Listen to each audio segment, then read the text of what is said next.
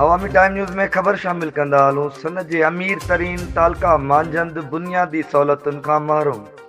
15 सालनि खां नादरा हाफिज़ गैस, पीअण जो साफ़ पाणी, रोड रस्ता, ड्रेनेज जा निज़ाम तबाह ऐं ज़िंदगीअ जी हर सहूलत खां महरूम। तालका मांझंद जे मुअज़्ज़िज़ जामशोर इफ्ता जे अॻवान खादिम कोसो, सियासी व समाजी अॻवान गुलाम हुसैन लाखो, सुमरा नौजवान इफ्ता जो मजीद सुमरो ऐं अब्बास मला सहाफ़ियुनि सां ॻाल्हाईंदे चयो त तालका मांझंद मां कोयलो, तेल, गैस रोज़ जी बुनियाद ते किरोड़नि जो निकिरे थो, पर हिते जा माण्हू ॿिनि वेलनि जी मानी लाइ परेशान आहिनि।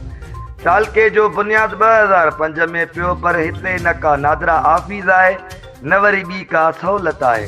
ऐं असां साईं मुराद अली शाह ऐं हितां जे चूंडियल MPA मलक असद ऐं MNA सिकंदर राव पोट्रोजन खे अपील था करियूं त तालका मांझंद खे बुनियादी सहूलतूं ॾिनियूं वञनि, न त ईंदड़ इलेक्शन में हितां जो अवाम संदन रस्ता रोकंदो। मज़ीद ख़बरुनि ऐं अपडेट्स लाइ ॾिसंदा रहो अवामी time news.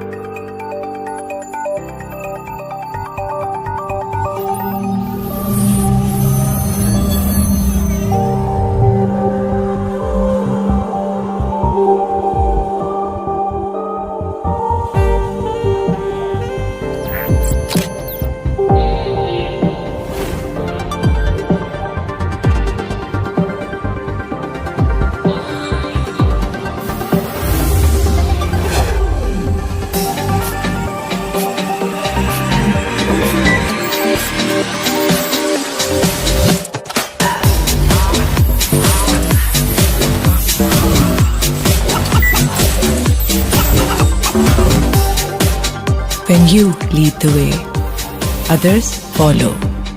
Davos Smart Photography Pioneer. Next level camera solution.